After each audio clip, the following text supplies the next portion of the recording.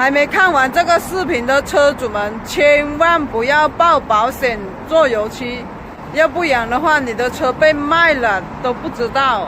你看一个最真实的事故，就是这个菲斯塔。今天有一位老铁开一台车过来评估，结果我查了他的记录，你看9万，不是9000哦，9万哦。他是2021年3月份上牌的，10月份就报保险。我问他有那么大的事故吗？他说没有啊，就是前面保险杠顶了一下，结果人家 4S 店帮他安排了这么多项目，直接签字论文已经出来了，看到了没有？什么概念呢？他连大梁都没有删，这里面上面没有大梁的字眼，只是删到了保险杠，还有散热器，还有这些地方，不算是非常的重大，但是他已经把它整体全部的字眼就是保险杠赔了9万。你想一下，12万多的车开出来才几个月，一顶一下他就赔了9万块，什么概念啊？全损了，知道没有？所以你买了新车，你刮蹭了一点点，你去报保险，你报得明白吗？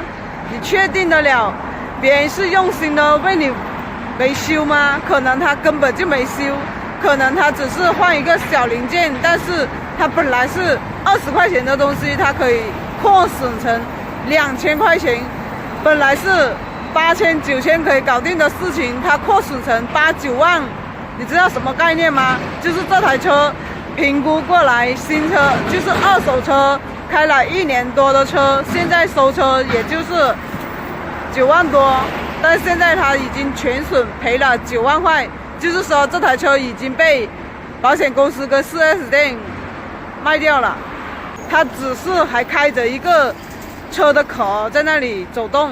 说出来你会信吗？其实一台车它真正发动机没什么大问题，正常的骨架也没有伤到的情况下，那一整车不算是重大问题。但是呢，被 4S 店这样子一整，问题就大了，他那个车就是全损车了，明白没有？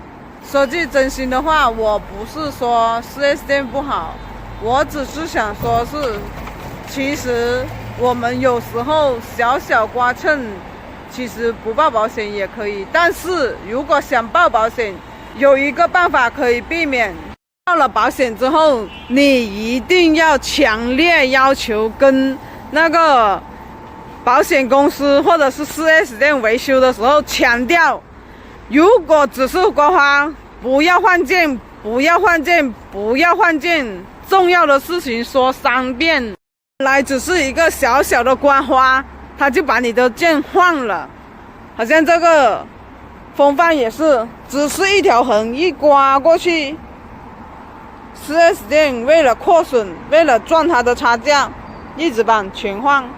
这就是真正的黑手，你都不知道那个车被别人卖了，你都不知道，开的只是一个壳。所以如果是这个时候，你的车还卖不卖呢？不过说句真心话，今年口罩遍地都是，可能所有的人都是有家庭、有小孩、有生活的，很多人都要交租、交学费，所以很多时候，也许他们也是被逼无奈。估计很多人都不知道报保险到底怎么报得明白。你报得明白吗？你整得明白吗？所以买新车不是车好不好，而是遇到问题的时候你了解多少呢？你知道多少呢？你知道报保险，你知道维修，但是你知道哪些地方被坑了，你知道吗？有时候我都很想喊很多朋友家人们都是买二手车就好了，因为毕竟二手车折损了，你再怎么亏也亏不到什么钱，不像新车，一台菲斯塔12万多、13万多指导价的车赔了9万块，才开了1年的车，就啥都没了，而且还是不知不觉中啥都没了。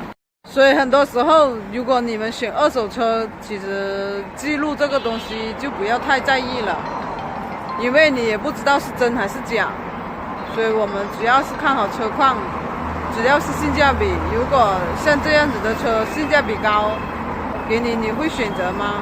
我是好保留说真话的二手车搬运工，想了解关于二手车的相关知识，关注一下芳芳。有什么问题评论下面跟我聊一下吧。好啦，谢谢大家，拜拜。